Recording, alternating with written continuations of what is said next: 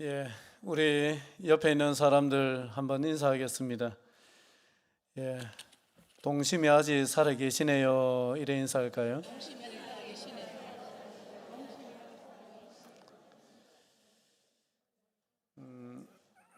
예전 초등학교 운동회는 그야말로 동네 잔치였습니다.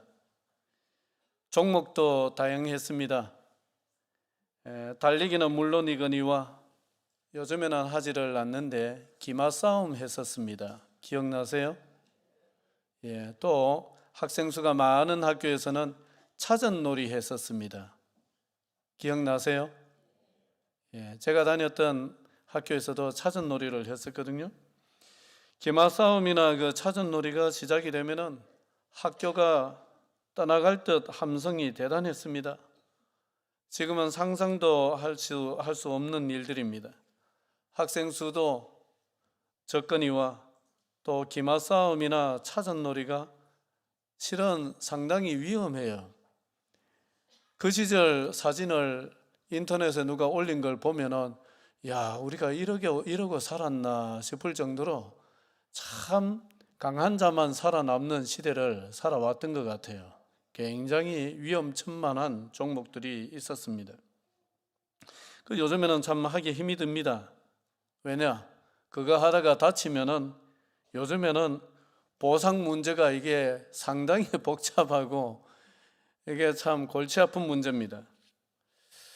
전국의 초등학교 6,189곳 중에 312곳에서 쉬는 시간, 점심시간 때 축구 금지, 야구 금지, 쉬는 시간, 점심시간 때 이런 거 못하게 합니다. 금지를 해놨습니다. 왜 해놨느냐? 학부형들이 민원을 많이 넣어서 아이들이 쉬는 시간에 수업 시간 말고 쉬는 시간에 축구하다가 다치거나 점심시간에 축구하고 야구하다가 다치면은 이거 누가 물어주느냐? 보상을 누가 해야 되느냐? 이게 복잡해지니까 아예 학교에서 금지를 시켜주라. 이렇게 민원을 넣어가지고 쉬는 시간에도 운동장에서 마음대로 못 뛰놀고 점심시간 때도 그게 얼마나 황금 같은 시간입니까? 그래도 못 뛰어놀고 이렇게 만든 학교가 312곳입니다. 점점 더 늘어나는 추세입니다. 그리고 또 예전에는 수학여행이라 했는데 이제 형편이 좋아지니까 무슨 체험학습이다 해서 밖으로 나가는 학습들이 많고 또 1박 어디 갔다 오고 2박 어디 갔다 오고 이런 체험학습 제도가 상당히 많이 생겼었는데 요즘에는 또 들어보니까 얼마 전 기사에 보니까 이게 자꾸 폐지되고 있다는 거예요.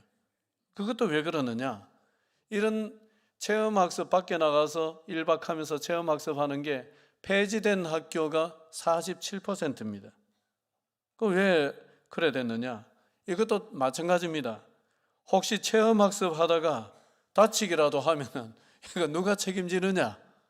보상 문제 때문에 힘들다. 이래가지고 또 민원이 들어와서 이것도 폐지를 하고 있다는 기사가 얼마 전에 있었습니다. 여러분, 아이들은 원래 뛰어놀아야 됩니다. 그렇죠? 예, 아이들은 원래 뛰어놀아야 됩니다. 뛰어놀다가 다치기도 하고 또 부러지기도 하고 요즘에는 뭐 의술이 좋아가지고 부러져도 뚝딱 다 고쳐냅니다. 그러면서 크는 것인데 요즘에는 사회 전체가 겁이 많아져서 그런지 너무 또 귀하게 낳고 귀하게 키우고 이러다 보니까 이게 몸에 배어서 그런지 다들 이제 겁을 설설 냅니다. 세상이 많이 바뀌었습니다. 너무 과한 사랑은 사람을 약하게 만들고 너무 부족한 사람은 마음의 결핍을 만듭니다. 교육이라는 것이 참 쉽지가 않습니다. 오늘은 어린이 주일입니다. 우리가 창세기 아브라함을 살펴보고 있는데 오늘도 아브라함 이야기를 이어서 살펴보겠습니다. 이어서 살펴보는데 오늘은 어린이 주일이니까 하나님께서는 어떤 식으로 양육을 하시고 교육을 하시는가? 하나님을 롤 모델로 삼아가지고 하나님이 아브라함을 대하시는, 하나님이 아브라함의 가족들을 대하시는 이런 방법을 통해 가지고 우리가 자녀 교육에 대해서 한번 생각을 해봤으면 좋겠습니다. 사라는 더 이상 기다릴 수가 없었는지 남편 아브라함에게 자기 여종 하갈을 줄 테니까 이 하갈을 통해 가지고 자식을 낳자, 그렇게 제안을 했습니다. 2절인데요.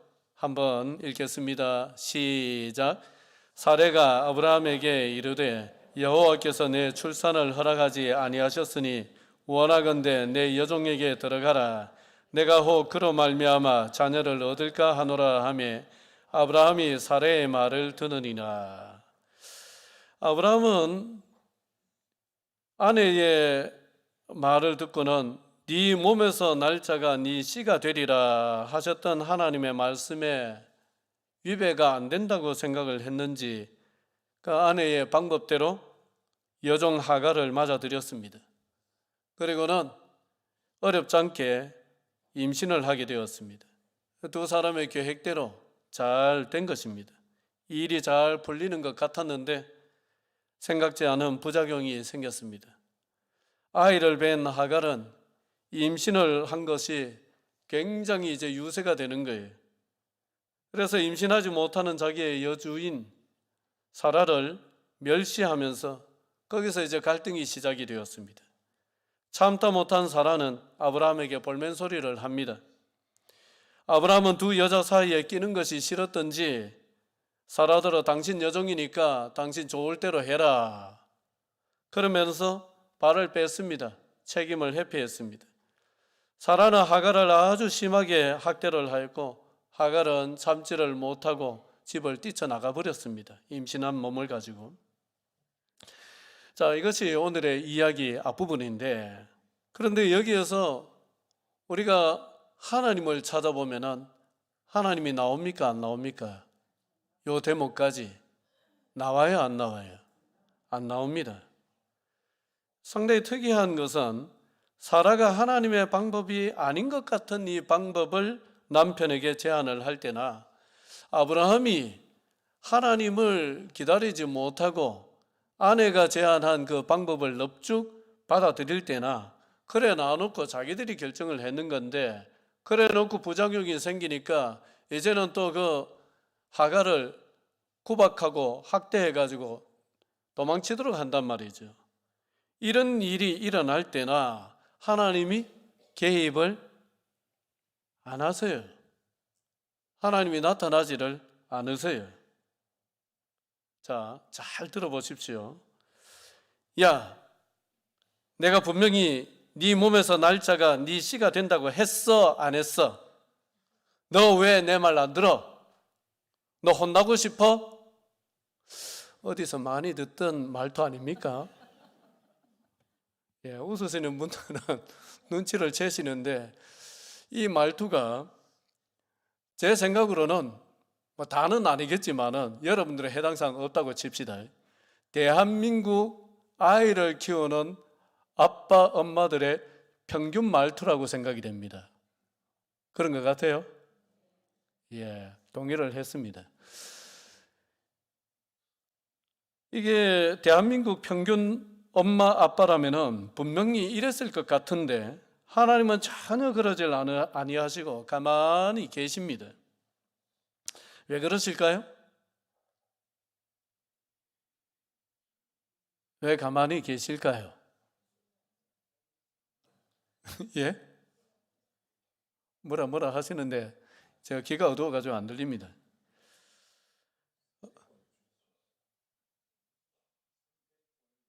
선택권을 네가 선택을 해라, 선택권을 주셨습니다. 그렇죠. 하나님은 항상 우리에게 자유의지를 주셔가지고 우리가 선택하고 살도록 하시는 것이 하나님의 일반적인 섭리의 방법이세요. 여기에서 분명히 이게 부작용이 일어날 법한 잘못된 방법인 것 같고 실제로 부작용이 일어났고, 그런데 그 부작용은 자기들의 선택 때문에 일어난 것인데 자기들이 책임을 져야 되는데 책임지기 싫어서 거의 내쫓다시피 한단 말이죠. 그런데도 하나님이 여기에 개입하지 아니하시고 가만히 계십니다. 왜 그러시느냐? 하나님이 보시기에 이것이 배움의 정상적인 과정이기 때문에 그렇습니다. 여러분, 어린아이가 걸음을 배울 때에 어떻게 배웁니까? 안 넘어지고 배웁니까? 계속 넘어지면서 배웁니다. 실수하고 실패하고 넘어지면서 배웁니다. 어디 부딪히기도 하고 엥 울기도 하고 이러면서 배웁니다. 그게 지극히 정상적인 배움의 과정입니다. 우리 인간은 실수를 하면서 배우고 잘못을 하면서 배웁니다. 그게 우리 인간이라는 존재입니다. 그것이 지극히 정상적인 배움의 과정이기 때문에 하나님은 우리 인간이 그렇다는 사실을 너무나 잘 아시기 때문에 아브라함이 실수를 하거나 잘못을 하더라도 그게 뭐 죽는 문제가 아닌 이상은 하나님은 지켜보십니다. 가만히 지켜보시고 기다려 주시고 그렇게 하십니다. 지난번에 아브라함이 가뭄이 들어서 기근이 들어가지고 애굽으로 내려가려고 할 때도 하나님은 기다리셨어요. 그게 잘못된 선택이었지만 기다리셨습니다. 그리고 거기에 애굽에 내려갈 때에 또 자기의 한 몸 살고자 아내를 누이라고 속이는 이런 방법을 고안을 하고 그 방법을 실제로 사용을 할 때에도 야, 너 어디 가려고 그래? 나가기만 해봐. 혼날 줄 알아? 너 거짓말 했지? 했어 안 했어? 솔직히 말해. 솔직하지? 솔직히 말 안 하면 또 혼날 줄 알아? 한 대 맞을래? 예, 이것도 제가 일부러 평균치 대한민국 엄마 아빠의 말투로 한번 적어봤습니다. 하나님은 이렇게 하지 않으셨습니다. 그저 지켜만 보고 가만히 계셨습니다. 이렇듯이 하나님은 일일이 지적하거나 일일이 야단치거나 하지 않으시고 좀 잘못을 하더라도 내버려 두십니다. 이게 하나님의 양육 방법이고 하나님의 교육 방법입니다. 왜냐? 실수를 하면서 배우고 잘못하면서 배우는 것이 배움의 지극히 정상적인 과정이기 때문에 그렇습니다. 여러분, 여기에 앉아 계시는 대다수는 이제 어린아이들이 없습니다. 아이들이 다 컸고 아이라고 할 수 없지요. 다 손자, 손녀들이 있고 어떤 분들은 증손자 4대까지 내려간 분들도 계시고 한데 여기에 혹시 아이를 아직도 키우고 계시는 분들 또 자녀들이 또 손자, 손녀를 키우든지 하는 그런 가정들은 한번 들어보시기를 바랍니다. 아이를 키울 때에 여유가 필요합니다. 왜 할아버지 할머니들이 손자 손녀들을 끔찍히 그렇게 좋아합니까? 내 자식 키울 때보다 더 끔찍히 좋아합니다. 왜 그래요? 왜 그래요? 다른 이유도 있겠지만 여유가 있어서 그래요. 내 살기도 바쁘고 애 처음 낳아서 처음 키우고 모든 게 서툴고 안 하던 일을 해야 되고 이렇게 하다 보니까 얼마나 힘들고 여유가 없습니까? 그러다 보니까 내 자식 키울 때 특히 둘째보다는 몇째 키울 때가 첫째 키울 때가 여유가 없어가지고 계속 아이에게 잔소리를 하고 야단을 치고 그러면서 키웠는데 이제는 내가 키우는 게 아니고 자식들이 키우다가 어쩌다 데리고 오면 얼마나 여유가 있습니까? 여유가 있으니까 그렇게 더 좋은 거예요. 여러분, 사사건건 지적하고 야단치고 하면은 아이가 바르게 되느냐? 절대로 바르게 안 됩니다. 속에 뭐가 쌓입니까? 속에 뭐가 쌓여요? 속에 점점 화가 쌓일 뿐이지 그게 말로 이렇게 잔소리 몇 번 했다고 해서 그대로 되면은요 세상 다 지금 벌써 천국 돼가지고 우리가 천국 갈 필요가 없어요. 그거 안 되는 거예요. 그러니까 화만 쌓일 뿐입니다. 그렇기 때문에 우리가 조금 여유를 더 가질 필요가 있습니다. 좀 실수해도 되고 좀 잘못해도 됩니다. 실수와 잘못이 배움의 정상적인 과정이라는 것만 우리가 생각을 하고 잊지 않는다면 실수해도 되고 잘못해도 되는 거예요. 같이 해볼까요? 실수해도 되고 잘못해도 되고 테두리를 좀 크게 그려놓자. 테두리를 좀 크게 그려놓자. 여러분 테두리를 좀 크게 그리시기를 바랍니다. 크게 그려놓으면 그 안에서 어디로 뛰어놀든 간에 뭐 자빠지든 뭐 뒹굴든 간에 상관없는 거예요. 부모가 자녀가 실수를 통해서 배울 시간과 기회를 줄 때에, 믿어주고 기다려줄 때에 그 아이는 절대로 잘못될 일은 없습니다. 안전합니다. 물론 그렇다고 아이가 잘못을 하는데 가만히 그냥 내버려 두기만 하면 됩니까? 그건 또 됩니까? 그럼 어떻게 해야 됩니까? 야단도 치지 마라. 지적도 하지 마라. 잔소리가 아니라 그냥 한 번 정도 짚어주면 됩니다. 친구를 때렸다. 그러면은 너 왜 때렸어? 그러지 말고 네가 화가 나서 그랬는 것은 알겠는데 사람이 사람 때리는 것은 결코 좋은 일은 아니야. 이런 정도로만 짚어줘도 괜찮습니다. 결국 우리 부모가 바라는 것이 뭐냐? 아이가 바르게 되는 것입니다. 바르게 되는 것이 말로 되느냐? 말로 되지를 아니하고 무엇으로 되느냐 하면은 부모의 행동으로 됩니다. 뭘로 된다고요? 부모의 행동으로 됩니다. 자, 요한복음 13장 15절인데요. 같이 읽을까요? 자, 시작. 내가 너희에게 행한 것 같이 너희도 행하게 하려 하여 본을 보였노라.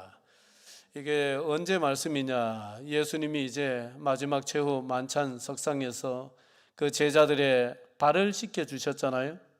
발을 씻겨 주신 다음에 하신 말씀이에요. 내가 너희에게 행한 것 같이 너희도 어떻게 하려고? 행하게 하려 하여 본을 보였노라. 그러니까 예수님은 야, 너희들 왜 눈치만 보고 있어? 발 씻겨! 이래 하지 아니하시고 예수님이 친히 발을 씻기셨어요. 그 행동으로 그냥 보이시는 거죠. 그러니까 예수님이 하셨던 제자 훈련은 제자들을 모아가지고 막 공부를 시킨 이런 방식이 아니라 지금은 어쩔 수 없이 그런 방식으로 합니다만은 예수님은 어떤 방식으로 하셨습니까? 어떤 방식으로 하셨어요? 예수님은 제자들하고 같이 사셨어요. 제자들 불러다가 예수님이 여기저기 다니시면서 그냥 같이 다니고 같이 잠자고 같이 생활하시고 같이 사셨습니다. 같이 사시니까 제자들은 뭘 봅니까? 예수님의 삶을 보잖아요. 그 삶을 그냥 보면서 저절로 젖어 들어가는 거예요. 예수님의 삶에 저절로 배 들어가는 것입니다. 그게 제자 훈련, 예수님의 제자 훈련이었습니다. 그러니까 삶을 전수를 시켜주는 거예요. 삶을, 살아가는 방식을. 하루아침에 일어나면 어떻게 하고 이런 걸 전수를 시켜주시는 거죠. 그래서 본을 보이시는 거예요. 따라하라고. 이게 주님의 방법이었습니다. 하나님이 아브라함을 가르치신 것도 보면은 똑같습니다. 좀 전에 말씀을 드렸다시피 아브라함이 무슨 일이 있을 때마다 하나님이 제깍제깍 나타나셨습니까? 자세히 읽어보면은 아브라함 그 한 25년 동안 이삭이 태어나는 동안에 하나님이 나타나신 것은 불과 몇 번 되질 않습니다. 안 나타나십니다. 좀처럼. 그러니까 하나님 그냥 아브라함이 하는 대로 보고 계시고 참아주고 기다리고 계시고 뭐 목숨이 위태로울 정도가 되면 나타나서 구출을 해주시고 책임지지 못할 부작용이 생기면 하나님이 슬쩍 나타나셔가지고 거들어 주시고 이런 방식으로 하셨습니다. 그랬더니만은 나중에 시간이 지나서 보니까 아브라함도 어떻게 해요? 자기 조카 롯이 공경에 빠졌을 때 어떻게 합니까? 가서 구해주잖아요. 하나님이 자기를 애굽에서 구해주셨듯이 자기도 조카 롯을 구해준단 말이죠. 그리고 시간이 지나니까 처음에는 기다리지 못했던 이 아브라함이 나중에는 100세까지 기다리잖아요. 기다릴 줄 아는 사람이 되잖아요. 그 누구를 닮은 것입니까? 하나님을 닮은 거예요. 하나님이 하시는 것을 아브라함이 천천히지만은 닮아간 것입니다. 그러니까 하나님이 아브라함을 양육하시는 것을 보면은 뭐 자꾸 말로서 교정을 하려고 시도하지 않으시고 행동을 보여주시면서 삶을 담게 하신다는 말이죠. 콩 심은 데 콩 나고 팥 심은 데 팥 나고, 이게 하나님의 교육 방법입니다. 하나님 자꾸 콩을 심으시면은 처음에는 잘 안 되는데 기다려줬더니만은 나중에 아브라함도 콩이 되고, 하나님이 팥을 심으시면은 나중에 아브라함의 삶에도 뭐가 나오고 팥이 나오고, 이렇게 하셨습니다. 부모가 미숙하면은 자꾸 말로 야단을 치거나 가르쳐서 아이를 원하는 대로 바꾸려고 하는데, 얘가 아주 어릴 때는 조금 통합니다만은 저는 말로 안 통하는 거예요. 무엇이 교정을 시킬 수 있느냐? 부모의 행동이 교정을 시킬 수 있습니다. 어떤 엄마가 아이가 자기 말을 무시하고 자꾸 대들고 반항하고 말을 안 듣는다고 너무 괴로워합니다. 여러분, 그럴 때 아이를 나무라면 나무랄수록 더 문제는 해결 안 됩니다. 이거는 내하고 아이하고 문제가 아닙니다. 그러면 그럴수록 더 골이 깊어지고 더 벌어집니다. 안 됩니다. 아이가 말을 안 듣고 자꾸 덤벼들고 막 반항하고 방황을 하고 한다. 그러면은 누구를 봐야 됩니까? 누구를 봐야 됩니까? 제가 자주 강조를 하는 바인데, 누구를 봐야 돼요? 자기를 봐야 돼요. 부부지간을 봐야 돼요. 내가 남편한테 어떻게 하고 있느냐? 내가 어떻게 하고 살아왔느냐? 내가 아내한테 어떻게 하고 살아왔느냐? 이걸 자꾸 봐야 됩니다. 내가 남편이나 아내를 무시하고 막 잡으려고 하고 막 싸우고 막 그렇게 하고 살아오면은 그걸 오랫동안 봐왔잖아요. 아주 갓난 아기 때부터. 몸에 배었을까요? 안 배었을까요? 배었을까요? 안 배었을까요? 그거 배이지요. 특히 어린아이들은 이 비판 의식이 없기 때문에 그냥 백지화도 같습니다. 그냥 빨간 물깔 뿌리면은 금방 물듭니다. 그래도 어른들은 판단을 가지고 아이고 저건 아니야 이러면서 뭐 어떤 것은 가려내고 이렇게라도 하지, 어린아이들은 그런 거 없습니다. 무비판적일 때 그냥 바로 흡수해 버립니다. 그 몸에 새겨지는 것이고 마음에 새겨져 버리는 것입니다. 그렇기 때문에 혹시라도 아이들이 이제 나이가 조금 드니까 반항을 하고 말을 안 듣고 나를 힘들게 한다, 그러면은요 하나님 앞에 엎드려서 나를 보면서 회개 기도를 하세요. 회개 기도를 이렇게 하십시오. 하나님, 돌아보니까 제가 남편을 인정하지 않고 아내를 인정하지 않고 남편의 말을 무시한 것이 지금까지 너무 많았습니다. 아내의 말을 무시한 것이 너무 많았습니다. 지금 제 아이가 저에게 똑같이 하고 있습니다. 제가 한 것을 그대로 돌려받고 있는데도 저는 어리석게도 그것을 알지 못하고 아이만 나무라고 아이에게 화를 냈습니다. 저의 어리석음을 이제야 깨닫습니다. 제가 그동안 남편의 말 무시하고 아내의 말 무시하고 듣지 않았던 것을 용서하여 주십시오. 제가 먼저 남편의 말을 마음을 열고 듣게 하시고 아내의 말을 마음을 열고 듣게 하시고 아이를 야단쳐서 고치려는 무모한 시도를 내려놓고 내가 변화되는 길을 걸어가게 해 주십시오. 여러분, 이 기도를 많이 해야 됩니다. 그 기도를 많이 해서 내가 조금이라도 변화되면은 아이에게 잔소리할 것도 없습니다. 시간 지나면 저절로 변화됩니다. 저절로 바뀝니다. 안 바뀌면 저한테 오십시오. 사실 저도 책임 못 집니다. 이렇게 자신을 성찰하고 자신을 반성하는 기도를 진심으로 드리면서 자기를 고쳐나가면은 그 자녀는 시간 문제지 저절로 돌아오게 되어 있습니다. 저절로 변화되게 되어 있습니다. 여러분, 훌륭한 자녀 교육이라는 것은 무슨 거창한 기술이 아닙니다. 무슨 상담을 전공을 해야 되고, 무슨 상담에 대한 전문 강사의 말을 많이 들어야 되고, 무슨 그런 또 책을 많이 읽어봐야 되고, 공부를 해야 되고, 물론 도움은 되겠습니다만은, 여러분, 짐승이 새가 새끼를 낳아서 키울 때에 막 교육학을 공부해서 키웁니까? 상담 공부를 해서 키웁니까? 어때요? 호랑이가 새끼 낳아서 기를 때에 막 상담 공부도 하고 오은영 교수님 강의도 막 듣고 그래 해가지고 그 호랑이 새끼를 키웁니까?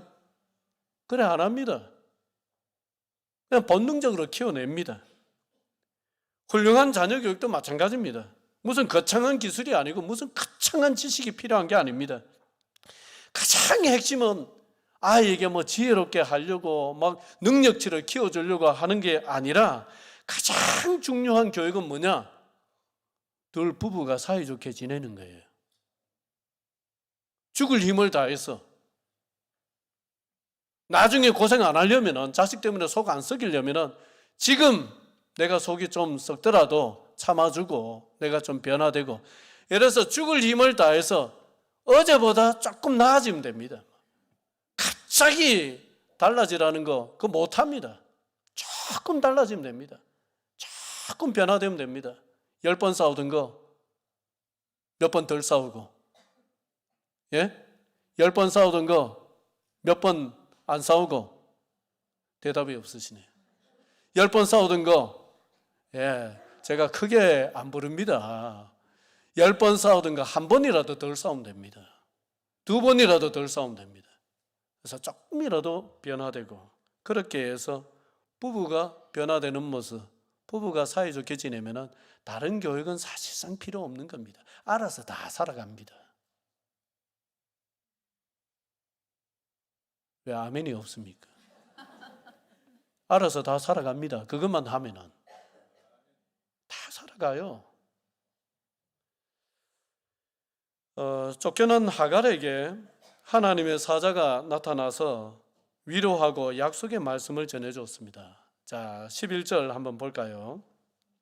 같이 읽습니다. 시작. 여호와의 사자가 또 그에게 이르되 내가 임신하였은즉 아들을 낳으리니 그 이름을 이스마엘이라 하라. 이는 여호와께서 내 고통을 들으셨음이니라. 임신한 몸으로 학대를 견디지 못하고 도망쳐 나온 이 하갈은 앞으로 어떻게 살아야 될지 정말 막막했습니다. 너무나 불안하고 두려운 뿐입니다. 그때 하나님의 사자가 나타나서 여호와께서 네 고통을 들으셨다 그러면서 이제 아들을 낳을 것인데 이름을 이스마엘이라 해라, 이렇게 이름까지 지어주셨습니다. 그리고 약속도 해줍니다. 네 씨가 크게 번성하여 그 수가 셀 수 없게 해주겠다. 인생길이 막혀가지고 불안하고 두렵고 막막하기만 하던 이 하갈에게 하나님은 나타나셔가지고 네가 죽지 않고 살 거야. 네 아들도 큰 민족을 이루게 될 거야. 이러면서 안심을 시켜주시고 살 길을 열어주시고 새롭고 산 길을 열어주셨습니다. 소망의 통로가 되어주셨습니다. 하갈은 너무나 기쁘고 감사해서 그 하나님의 사자가 나타났던 그 샘을 부엘라헤로이, 나를 감찰하시는 살아계신 나의 하나님의 샘, 이런 뜻으로 이름을 붙였습니다. 여러분, 우리 주님은 길 없는 곳에 길을 내시는 분이시죠. 홍해가 가로막혀가지고 옴삭달삭하지 못했던 이 이스라엘 백성들, 이제 죽을 일만 남아서 막 죽겠다고 장송곡을 부르고 난린데 그때 하나님이 바다에 길을 내셨습니다. 현장에서 가늠하다 잡혀와가지고 돌 맞아 죽게 된 이 여인에게 우리 주님은 제2의 인생길을 열어주셨습니다. 인생의 의미를 놓쳐버린 그 삭개오에게 찾아오셔가지고 네가 살아야 될 이유가 무엇인지 그것을 깨우쳐 주셨습니다. 여러분, 부모는 자녀를 통제하는 사람이 아니라 자녀에게 통로가 되어주는 사람이 되어야 됩니다. 자녀에게 통로가 되어야 됩니다. 너 이거 하지 마, 저거 하지 마. 자꾸 통제하면은 아이가 날개 한번 펴보지도 못하고 평생 날개를 접고 살게 됩니다. 어린아이 손을 잡고 길 가는데 오늘처럼 이제 비가 와서 움푹 패인데 뭐가 고여 있어요? 빗물이 고여 있어요. 그러면 여자아이들은 모르겠는데 무심아들은 어쩝니까? 어떻게 해요? 꼭 가서 이렇게 퐁당 팔짝팔짝 거기에 뛴단 말이죠. 그러면 옷이 다 젖고 하는데 여러분 그때 내버려 두세요. 어려워도 빨래 한 번 더 하면 되지 하고 내버려 두십시오. 여러분 그것은 돈으로 주고도 돈 주고도 살 수 없는 엄청난 효과가 지금 아이에게 일어납니다. 그 물에 뛰어들어가지고 펄짝펄짝 뛰면서 물 튀기는 그 느낌, 이건 돈으로 못 만들어줍니다. 그때 아이는 너무 기쁘고 재밌고 이래가지고 이 뇌의 혈관이 막 엄청나게 확장됩니다. 뇌의 세포가 막 만들어집니다. 엔돌핀이 막 다량 분비가 됩니다. 얼마나 기쁜지 모릅니다. 근데 막 그걸 잡아요.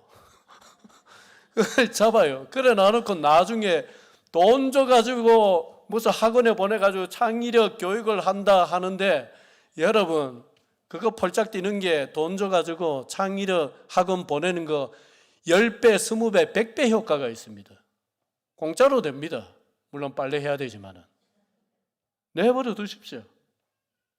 날개를 꺾지 마십시오. 이것도 안 돼, 저것도 안 돼 이러면 날개를 펴지를 못합니다.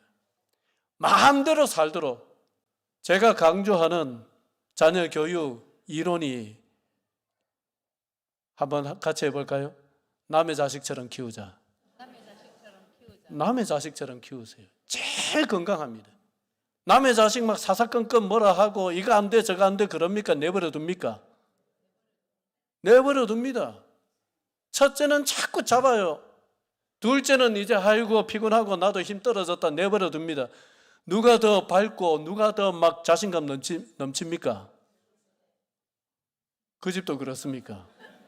대체로 그래요. 우리나라만 그런 게 아니라 다른 나라도 그래요. 유명한 그 구스타프 칼 융이라는 그 심리학자가 첫째 아들, 둘째 아들 연구를 해놓은 게 있습니다. 다 그렇습니다. 어느 나라든지. 다 그래요. 왜 그러느냐? 내버려둬서 그렇습니다. 남의 자식처럼 키워서 그렇습니다. 단 부모가 해줘야 되는 것은 있습니다. 세상 보는 눈을 너무 부정적으로 만들어주지 말고 세상 보는 눈을 그래도 긍정적으로 만들어주는 것, 이건 부모가 해야 될 일입니다. 어린 자녀들은 세상을 누구의 눈으로 배우느냐? 부모의 눈으로 배웁니다. 부모가 맨날 아이고 오늘 힘들다, 죽겠다, 못 살겠다 그러면은 그 자녀에게 세상은 어떤 곳이 됩니까? 어떤 곳이 돼요? 힘든 곳이 되고요. 지옥 같은 곳이 되고 살기 힘든 곳이 되고 가급적이면 죽고 싶은 곳이 되고 그런 곳이 되는 거예요. 아무리 힘들더라도 자식 앞에서는 너무 힘들다, 죽겠다, 못 살겠다 이런 말 하지 마시고 자녀 앞에서는 억지로 자 손을 한번 내보십시오. 억지로 이걸 자녀 앞에서는 끌어올리십시오. 끌어올려서 그래도 세상은 살만해. 그래도 세상은 아름다운 곳이야. 그래도 세상은 인생은 살 가치가 있어. 자꾸 이것을 내가 보여줘야 됩니다. 그러려면 말로 안 됩니다. 내가 그렇게 살아야 되는 거예요. 그렇게 살면 됩니다. 죽을 힘을 다해서 그래 오늘 힘들었어도 뭐 또 오늘 잘 살았어. 힘든 일이 있어도 그래도 밥 먹고 살잖아. 아멘입니다, 여러분. 힘들어도 밥 먹고 살잖아. 또 내일은 어떤 좋은 일이 있을 수도 있잖아. 그럼 사는 거예요. 그렇게 살아내고 하면은 그게 자녀에게 세상 보는 눈이 됩니다.